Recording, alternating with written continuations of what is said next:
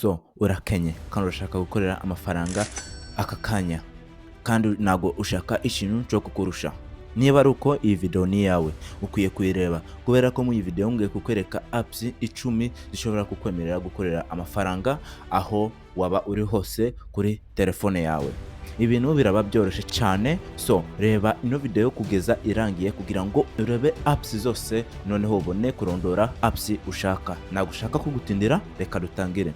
Application ya 10. Uber ni application ikwemerera gukorera amafaranga just niba ufite akamoto kawe, noneho ugenda kuri Uber ukaregistraringa ugakorera account, noneho icyo bakorabo baguhereza ibintu byo gukora, noneho ukajanira abantu byo baguhaye, noneho ugakorera amafaranga. Nuko Uber ikora. So weho icyo ukora noneho just genda kuri Uber downloading iyo application, noneho ukore account making sure ko ufite ipikipiki cyangwa se imoto yawe, noneho nurangiza baraguhereza ibyo gukora cyangwa se ibyo gutwara, ushobora gukorera amafaranga menshi cyane uyisiterinze muri telefone yawe.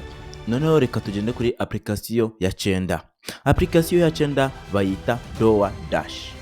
DoorDash ni nka Uber gusa ino application irarenze cyane kuko ino application ikwemerera gukorera amafaranga ukoze ibintu bitandukanye cyane. Ushobora gukorera amafaranga ukoze ibyo nakubwiye, gusa ino application ni company iba ifite, none ukatuvugenda ari boutique ishaka gutwarira abantu ibiryo gusa, ntabwo bafite umuntu wo gutwara ibyo biryo cyangwa se ntabwo bafite umuntu wahashe ibyo biryo. Nuko ngo weho urakora ako kazi, wowe uragenda kuri DoorDash application, noneho ukore account. Numara gukora account ako kanya ni kuvuga ngo aho uraba winjiye muri team yabo, icyo bakora baguhereza ibintu byo gukora, noneho ugakora iki ukabikora cyangwa se ugatwarira abo bantu ibyo bahashe, noneho bakaguhemba amafaranga gawe. Urukubona ko ibyo bintu byoroshye cyane. So application y'umunani, application y'umunani bayita Declutter. Declutter ni application ikwemerera gukorera amafaranga ukoze ibintu bitandukanye. Ushobora gukora surveys, ugaplayinga games, ugakora ibintu bitandukanye cyane just ukoresheje Declutter. Hano nukuvuga ngo ugiye gukorera amafaranga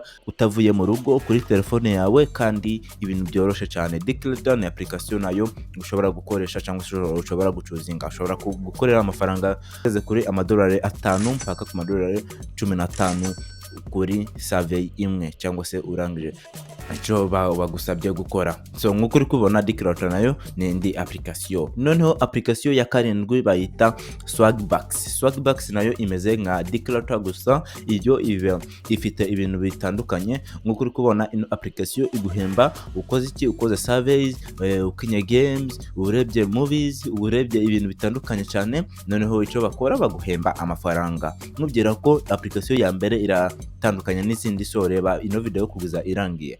Application ya 6 bayita Turo. Nukuvuga ngo Turo ni application iguhemba amafaranga. Nukuvuga ngo katugenda ufite imodoka, noneho iyo modoka ntabwo uyikoresha cyangwa se iba mu rugo, ntabwo ukunda kuyikoresha gusa ushaka kuyikoreraho amafaranga, Turo iragufasha. Nukuvuga ngo Turo irakwemerera gutiza imodoka yawe abandi bakaguhemba amafaranga. Nukuvuga ngo wewe uragenda kuri Turo application, noneho numara nukuvuga ngo ako kanya barakora iki, baraguhereza amafaranga yawe kubera ko bakoresheje imodoka yawe. Ndikubona ko ibyo bintu nabyo byoroshye cyane.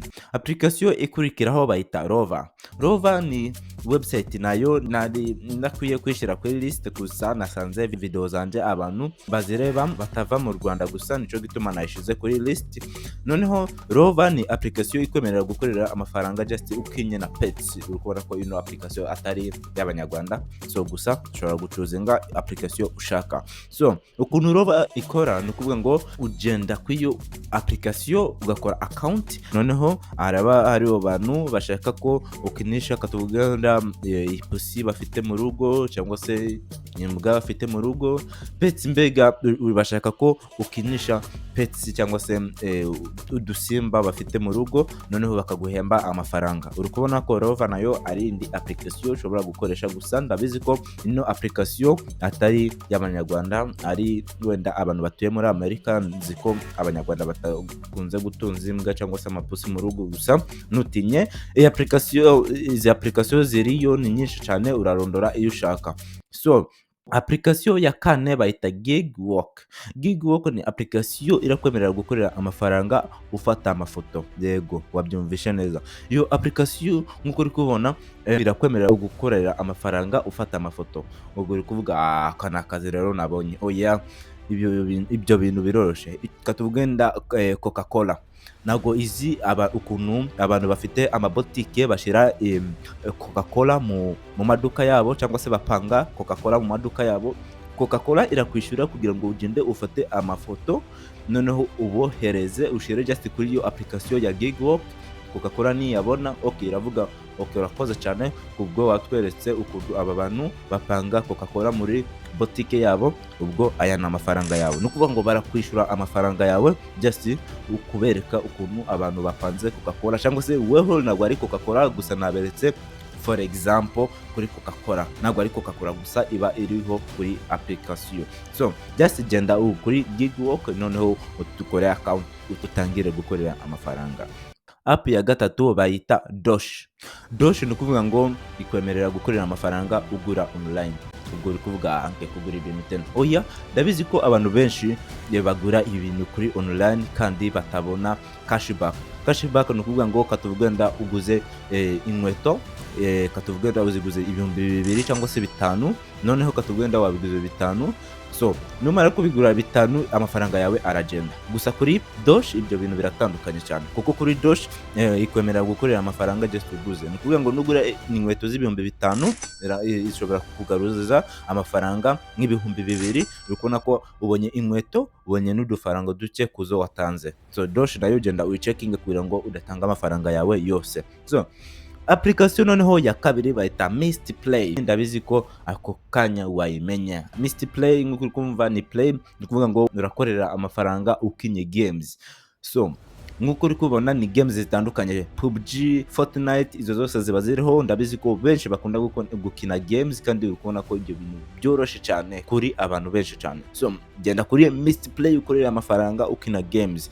Hariho n'ibindi bintu ushobora gukora, gusa playing a games ukorera amafaranga, ibyo bintu ndikumva ari ibintu byiza cyane. So app ya mbere yuko tugenda kuri app ya mbere, please making sure ko ulayikinga ino video, ukore na subscribe kugira ngo utajya ucikwa n'izindi application nk'izi, ukora ubona udutips dutandukanye, noneho uyihe na like kugira ngo abantu nibabona ino video bakora iki nabo babone zino application ukuntu bashobora gukorera amafaranga. Fasha abandi nawo wifasha. So application ya mbere noneho bayita Tapestry. Tapestry ni application ikwemerera gukorera amafaranga udakoze ikintu.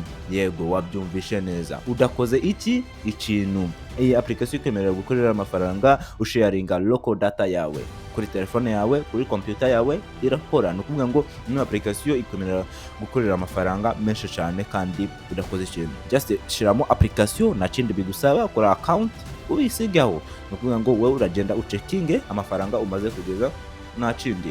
Iyi application irakwemerera gukorera amafaranga just ikorekitinze data yawe. Noneho ushobora gutekereza, none si nago batwara data zanje cyangwa se information z'ingenzi cyane kuri telefone yanje?